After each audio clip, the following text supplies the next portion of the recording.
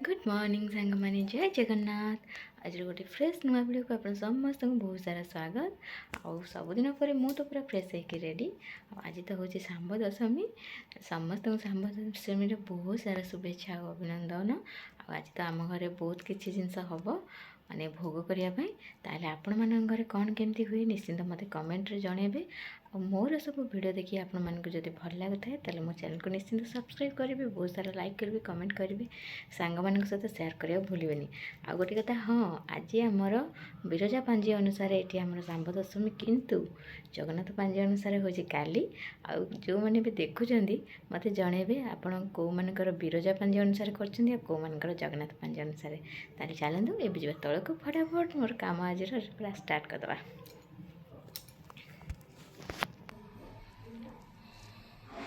सांग मैंने ये पूजा मोर सरीगला। देखु बापा गेंडु फूल आनी मुझे गोटे गोटे फूल तो ये शीत दिन बहुत कम। जी भी फूल थी ठाकुर पूजा करदे।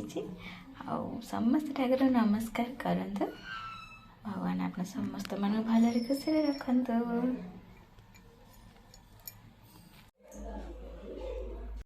ये आमर आज सांब दशमी पूरा प्रिपेरेसन चलती। तीन जन बसी पर काटुचंदी आउ जने बसी कौन जादू है सान चाटा पीना ये जादू जो इतिक रोशन फिल्म रो जादू पलि आसचंती। जादू आसकिना एठी हमरो टिके बहुत सहजरे मटर छुरा छड़ी दउचंदी। जादू जादू जादू कौन खते होउचंदी सेमती हुआंदी। डुडू भाई बा ना डुडू भाई से खाई कि मैंने फोन करी खाई कि ना डुडू भाई ट्यूशन जीवे। देखिलु के गुड पिला।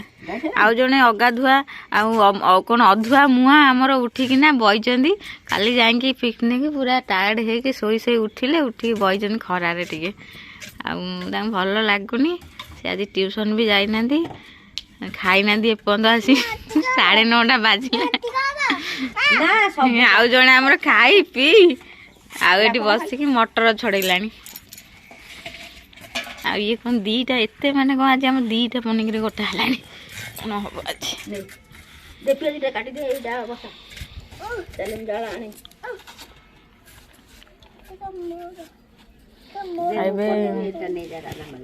गोटे आमर यहीटा दशमी गोटे हूँ यहीटा भजा हम रुटी भजा।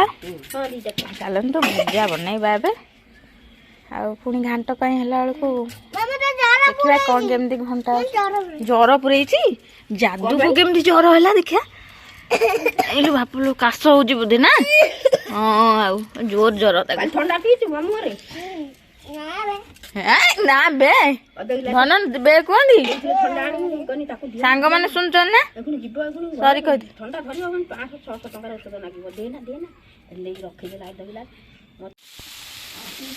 ये सांग मान भजा भजा रेडी तापर रुटी हम रुटी सारापर खाइबे तापर आमर दशमी घाट बस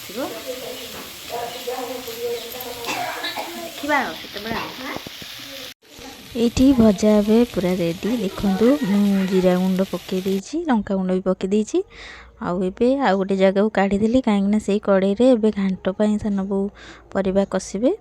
ताले चलो देखा ये देखु घाट सान बो परिबा देते से कषुती।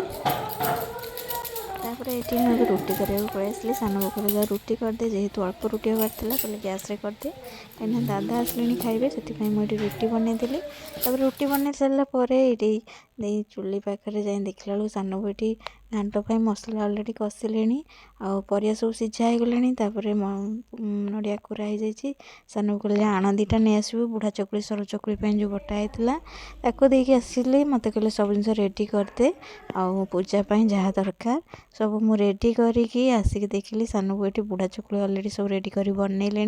तापर सरू चकुड़ी हम तापर पूजा हम आउ सब जिन तो रेडी कर दिए ताले पूजा बेलू जा देखा सब ये देखु दशमी ये सब तो जहाँ दरकार सब रेडी कर रखी खाली घीटा माने तरल की दिज्व सड़ितारे ଆଉ ବାକି ଦେଖନ୍ତୁ ମୁଁ ସବୁ ପୁରା ରେଡ଼ି କରିଦେଇଛି, ଢାଳରେ ଲେଖିଦେଇଛି ମାନେ ସିନ୍ଦୁର ଚନ୍ଦନ ଦେଇକି।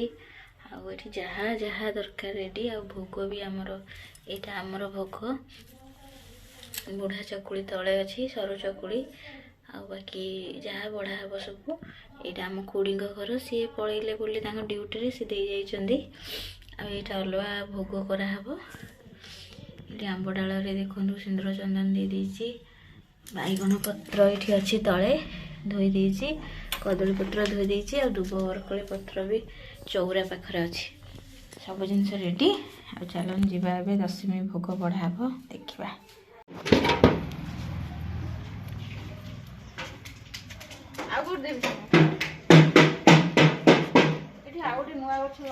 ଅନୁନା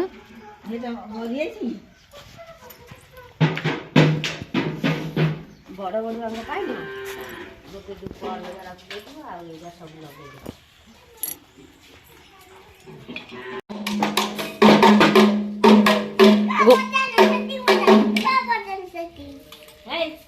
ଅରୁଆ ଚାଉଳ ପକେଇଛୁ ନା?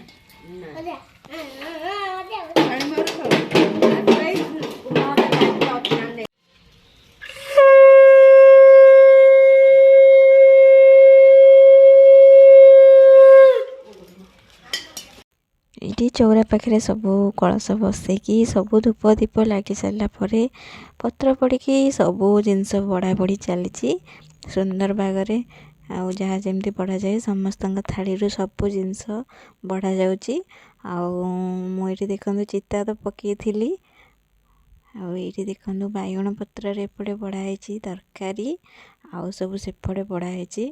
କିନ୍ତୁ ମୋ ବାପ ଘର ପଟେ ଏମିତି ନାହିଁ, ଆମର ସେଠି ଅଲଣା କ୍ଷୀରି ଆଉ ତରକାରୀ ବାଇଗଣ ପତ୍ରରେ ବଢ଼ାଯାଏ ଖଣ୍ଡମୁହାଁ। ଆଉ ତାକୁ 7 ଜଣ, ଯେଉଁ 7ଟା ପତ୍ରରେ ବଢ଼ା ହେଇଥିବ 7 ଜଣ ଛୋଟ ଛୁଆ ଖାଇବେ। କିନ୍ତୁ ଏଠି ଆମର ଟିକେ ପ୍ରୋସେସ୍ ଅଲଗା। ଏଠି ଦେଖନ୍ତୁ ବଢ଼ା ହେବାର ସିଷ୍ଟମ୍ ବି ଅଲଗା। ସରୁ ଚକୁଳି, ବୁଢ଼ା ଚକୁଳି ଆଉ କିଣା ଯାଇକି ଆସେ ସବୁ, ମାନେ ଯେତେଟା ଛୁଆ ଘରେ କାହା ପାଇଁ କ'ଣ ସବୁ ସେଇ ଅନୁସାରେ ବଢ଼ାଯାଏ। ଆଉ ତାପରେ ଏଠି ସାନ ବୋହୂ ତ ସବୁ ବନ୍ଦେଇ ଦେଲେ ଧୂପ ଦୀପ ଝୁଣା କର୍ପୂର। ଆଉ ସମସ୍ତେ ଚାଲନ୍ତୁ ନମସ୍କାର କରିବା ଏବେ।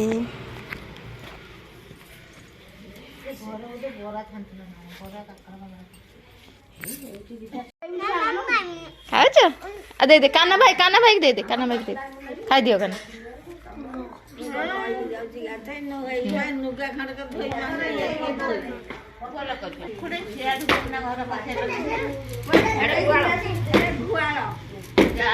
ସାଙ୍ଗମାନେ ଏଇଠି ଏବେ ଆମର ଦଶମୀ ପୂଜା ସରିଗଲା।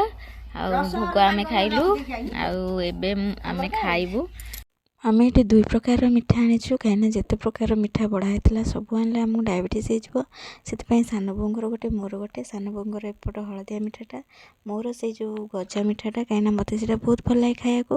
ତାପରେ ସରୁ ଚକୁଳି, ବୁଢ଼ା ଚକୁଳି, ଆଉ ଗୋଟେ ରୁଟି ଥିଲା ସକାଳର, ଆଉ ତରକାରୀ, ଆଉ ଏଠି ସକାଳର ଭଜା। ସାନ ବୋଉଙ୍କର ଫେଭରେଟ୍ ଚା ସେଇଠି ଥୁଆ ହେଇଛି, ଦେଖିପାରୁଥିବେ। ସେଇଠି ଆମେ 3 ଜଣ ମିଶିକି ଏବେ ଖାଇବୁ। ଆଉ ଆପଣମାନେ ବି ଆସନ୍ତୁ ଆମ ସହିତ ମିଶିକି ଖାଇବେ। ଆଉ ଦଶମୀର ଘାଣ୍ଟକୁ ଏନ୍ଜୟ କରିବେ ସମସ୍ତେ। ଆପଣମାନଙ୍କ ପଟେ କେମିତି କ'ଣ ହୁଏ ଦଶମୀ ପୂଜା ନିଶ୍ଚିନ୍ତ କମେଣ୍ଟରେ ଜଣାଇବେ। ଆଉ ପୁଣି ଦେଖା ହେବ ଗୋଟେ ଫ୍ରେଶ୍ ନୂଆ ଭିଡ଼ିଓରେ। ରହିଲି ନମସ୍କାର, ଜୟ ଜଗନ୍ନାଥ, ସମସ୍ତେ ଭଲରେ ଥାଆନ୍ତୁ।